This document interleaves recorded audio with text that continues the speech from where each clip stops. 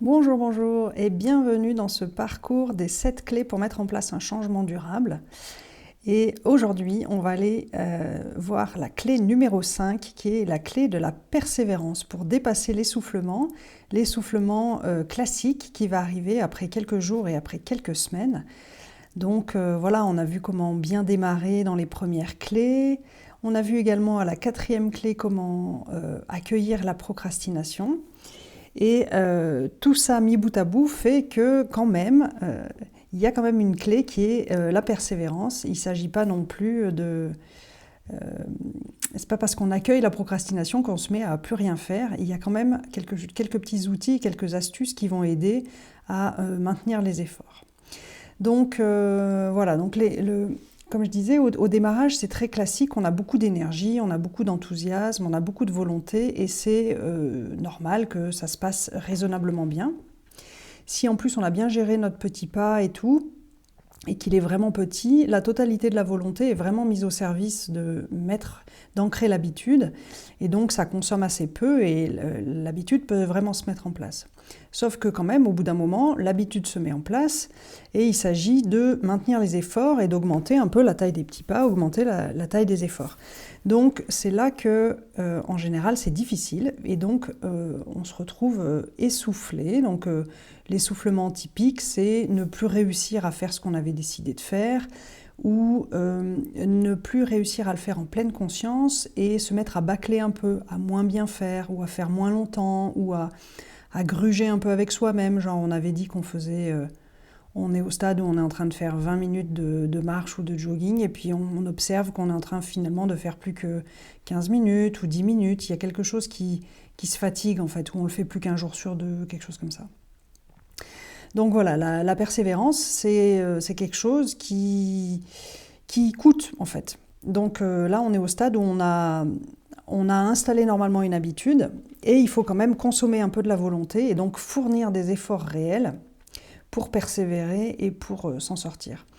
Donc voilà, la mauvaise nouvelle, c'est que c'est effectivement un truc dur. Ça nécessite vraiment des efforts, de l'énergie, et c'est beaucoup plus facile d'abandonner et de revenir sur un autre changement dans lequel on aura à nouveau l'optimisme des débuts, pour lequel ce sera hyper facile.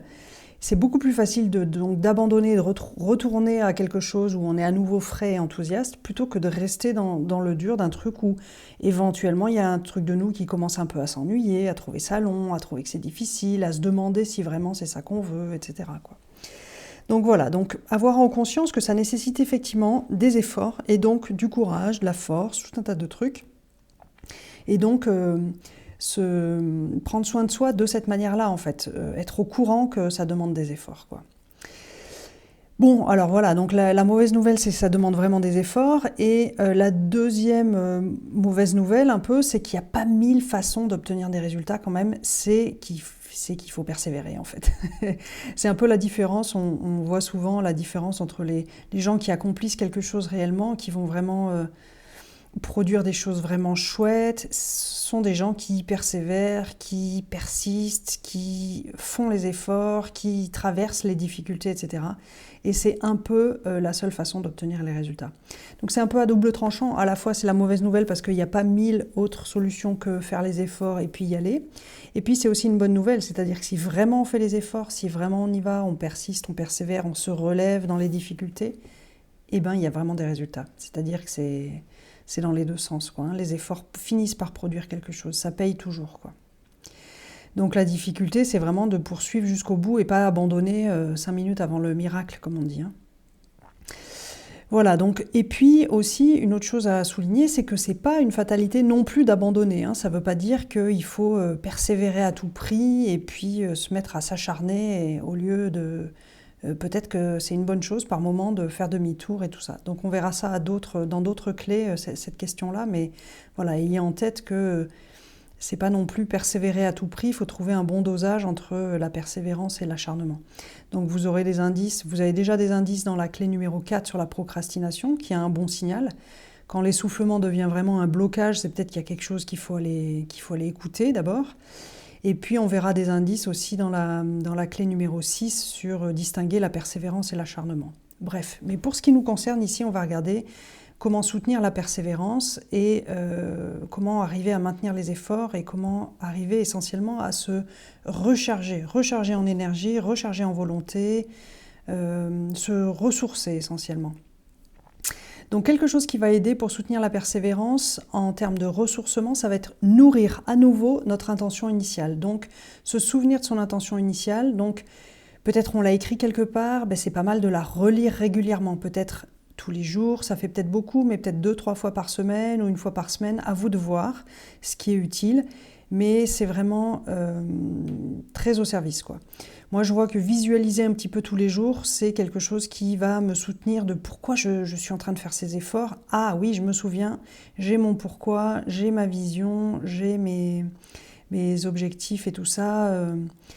Donc voilà, tout ce qui peut soutenir le fait de se souvenir va aider. Donc vous trouverez sur Internet 1000 ressources au sujet du tableau de vision, le vision board, le tableau de rêve, ça s'appelle de 1000 façons. L'idée c'est de faire un tableau dans lequel vous mettez des images, si vous êtes visuel, des images ou des mots sur ce que vous souhaitez avoir. Vous pouvez le faire sur ordinateur comme en papier, quoi. Alors on peut aussi faire avec une chanson ou un geste, ou visualiser avec les yeux fermés en se racontant un petit script ou un petit film, avec des images, en dansant. Enfin, il y a 1000 façons de faire, hein. Chaque personne est unique et trouvera une façon de faire. Ça peut être aussi de dessiner, n'importe quoi en fait. Ce qui compte, c'est que ce soit quelque chose qui vous soit personnel, qui soit assez joyeux et qui vous permette vraiment de vous reconnecter à votre intention initiale, c'est-à-dire votre pourquoi vous voulez changer, pourquoi vous faites tous ces efforts, où vous voulez aller, etc., quoi. Alors quelque chose qui aide aussi pour soutenir la persévérance, c'est se ressourcer. Donc se ressourcer, ça veut dire remplir la source en nous. Et donc, il y a beaucoup de choses qui vont aider à faire ça.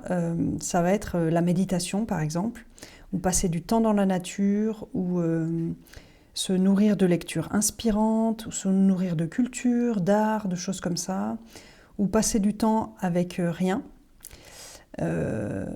Pour pas, enfin, si notamment vous êtes vachement stressé, vous avez des journées hyper denses, arrivez à mettre une demi-heure ou 20 minutes ou une heure si vous pouvez de temps avec rien, faire un espèce de tampon dans lequel vous pouvez vous poser et ne rien faire. Ça, c'est quelque chose, ne rien faire, naturellement, notre coupe se remplit en fait, toute seule. Ça revient à arrêter de vider notre énergie en fait. Si on fait juste une pause où on arrête de la vider, ça se remplit naturellement. Le repos aussi, ça fonctionne bien pour se ressourcer. Donc si on est fatigué, essentiellement dormir, se donner du temps, faire attention à avoir un rythme qui soit respectueux de notre énergie et de notre rythme naturel. Faire attention au stress justement, soit le gérer, soit l'éviter. Ou en tout cas le mettre dans des proportions qui sont au service de notre énergie et non pas qui sont des puits d'énergie, des drains d'énergie. Pour soutenir la persévérance, il y a aussi tout ce qui est de l'ordre de prendre soin de son corps. Hein, l'énergie, c'est en premier l'énergie physique, donc avoir une activité physique, c'est tout aussi important que se reposer et se ressourcer. Donc bien manger, boire de l'eau de bonne qualité, pareil, manger de la nourriture de bonne qualité, qui a une bonne énergie, qui a été faite dans de bonnes conditions, avec du respect de la nature et des humains et des animaux. Avoir une activité physique qui est joyeuse pour vous, qui est aussi respectueuse en termes de rythme et de là où vous êtes. Ça peut être quelque chose de très intense ou de très doux, au contraire, en fonction de ce dont vous avez besoin. C'est pas la peine que ce soit la même chose tous les jours. Vous pouvez avoir des journées avec beaucoup d'intensité physique et des journées avec beaucoup de douceur. Mais ce qui compte, c'est effectivement quand même de pouvoir bouger tous les jours. Ça va soutenir les efforts et la persévérance. En gros, plus vous aurez un corps avec beaucoup d'énergie de base, plus ça sera facile de faire des efforts. Et puis, il y a aussi toute la dimension du rire, de la joie, des loisirs, du plaisir. Tout ça, c'est aussi des choses qui remplissent notre coupe intérieure et qui vont soutenir la persévérance. Et puis, une petite pratique supplémentaire, c'est pour soutenir la persévérance, je trouve que ça fonctionne vachement bien, une pratique que j'adore, qui est la gratitude. Donc voilà, vous m'entendez beaucoup parler de gratitude ici, c'est parce que la gratitude, c'est un peu, si on oublie tout et qu'on ne garde qu'une seule chose dans la vie, en termes de développement personnel, de travail sur soi, etc., moi je garderai que la gratitude en fait. C'est vraiment, c'est pas ce par quoi je commence et ce par quoi je termine, et au milieu, il y a ça aussi. Donc, et c'est aussi quelque chose qui peut aider pour la persévérance, c'est la gratitude pour le chemin qu'on a déjà parcouru depuis le début. Et là, ce qui est chouette, c'est que si vous êtes en train de vous essouffler, ça veut dire que vous êtes déjà au milieu, vous n'êtes pas au tout début. Donc vous pouvez déjà dire, ok, je m'essouffle, mais pourquoi je m'essouffle ? Parce que j'essaye depuis X jours déjà, ou X semaines. Et ça, c'est vraiment quelque chose à célébrer, que vous êtes encore là à essayer, à rester là, à essayer de trouver des astuces pour continuer, etc. Et donc là, il y a vraiment beaucoup de gratitude pour vous-même à se donner, c'est-à-dire vraiment de célébrer son courage, célébrer sa persévérance jusqu'ici, célébrer les efforts, célébrer tout ce qu'on a pu faire. Donc pour ça, je vous invite vraiment à prendre un papier, un crayon ou une pile de post-it ou tout ce que vous voulez et noter tout ce que vous pouvez célébrer d'accomplissement en termes d'efforts fournis. Là, on va regarder que les efforts d'abord. Ensuite, on regardera aussi tous les résultats, mais déjà tous les efforts. Combien de temps vous y avez passé? Qu'est-ce que vous avez effectué? En gros, qu'est-ce que vous avez fait pour de vrai, de manière quantitative? Des heures, des minutes, le nombre de fois, notez tout. Comme ça donne vraiment une vision. Ah ouais, mais en fait, j'ai pas rien fait depuis 3 semaines. Je fais au moins 5 minutes tous les jours. C'est pas rien, c'est des efforts, etc. Une fois que vous avez fait ça, tout ce que vous avez fait, notez également si vous voyez déjà des petits changements positifs. Donc là, on ne se concentre que sur le positif. C'est le truc dur, hein, mais c'est ça l'objectif, c'est ça qui va soutenir la persévérance. C'est regarder qu'est-ce qui a été gagné, qu'est-ce qui est de l'ordre du gain uniquement. Et même si c'est des toutes petites choses du style « Ah, c'était plus facile pour moi de faire ceci. Ah, là, quand je suis sortie marcher ou courir, eh ben, j'étais moins essoufflée. J'ai réussi à tenir 1 minute de plus. J'ai monté un étage, j'ai pris l'escalier. » N'importe quoi en fait. Mais relevez justement les toutes petites choses parce qu'on cherche vraiment du positif. Donc, ayez l'œil pour tous les tout petits changements. En gros, l'idée, c'est que si ça fait déjà 2 semaines ou 3 semaines que vous avez commencé, il y a forcément quelque chose qui a bougé, ne serait-ce que votre état d'esprit peut-être n'est pas le même. Peut-être vous avez confiance que vous pouvez déjà mettre un changement en place depuis quelques semaines, etc. Donc, soyez vraiment extrêmement attentif à tout ce qui a été gagné. En gros, pour pouvoir voir que ce changement, même si c'est difficile et même s'il y a de l'essoufflement, déjà il y a quelque chose qui a évolué, vous n'êtes plus la même personne et vous avez déjà gagné quelque chose en fait. Et voilà, donc ça c'est vachement important de se focaliser sur le gain et de le voir. Parce que sinon on fait des tas d'efforts et puis les choses passent un peu inaperçues et c'est comme si on ne se donnait pas la reconnaissance alors que... Ben voilà, c'est important de reconnaître et de pouvoir célébrer et de nommer et d'honorer un peu tout ce qui a été fait, tout ce qui a été gagné. Ça sera un fort soutien à la persévérance. Et puis, il y a aussi quelque chose qui aide, c'est de commencer à partager le changement. Parce qu'une fois que vous aurez vu les efforts que vous avez faits et les petits gains positifs que vous avez déjà réussi à obtenir, eh ben, ça vaut le coup de le partager, de dire aux autres, bah ouais, moi j'ai fait ça et voilà ce que j'obtiens et tout ça. Et ça va permettre d'inspirer d'autres personnes sur le même chemin, d'inspirer des gens qui sont peut-être à 3 semaines derrière vous, en fait. Et ça ne veut pas dire que vous vous placez au niveau de l'expertise ou au niveau du résultat final, que c'est parfait, etc. Non, juste, vous êtes le témoin de 3 semaines d'évolution ou 2 semaines d'évolution. Et ce témoin-là, il a déjà quelque chose à offrir au monde parce que si vous avez déjà gagné un peu pour vous, vous pouvez déjà réoffrir ce que vous avez gagné et donner envie à d'autres gens de faire comme vous, quoi. Voilà, alors j'espère que toutes ces choses-là, ça vous aura donné un peu des idées pour recharger votre coupe intérieure et recharger votre moteur pour persévérer et continuer dans le changement que vous avez choisi pour vous-même. J'espère que ça vous a plu, je vous invite à mettre un petit plus, un petit pouce, je ne sais plus comment on dit, dire un j'aime ou quoi, vous abonner, faire un petit tour sur ma page web.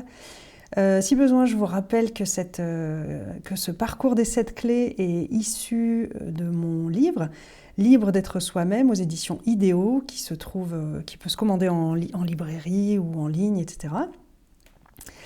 Et puis, je vous invite aussi à visiter ma page web. Bref, continuez à faire un tour sur cette chaîne et je vous souhaite une extrêmement belle et productive journée. À bientôt.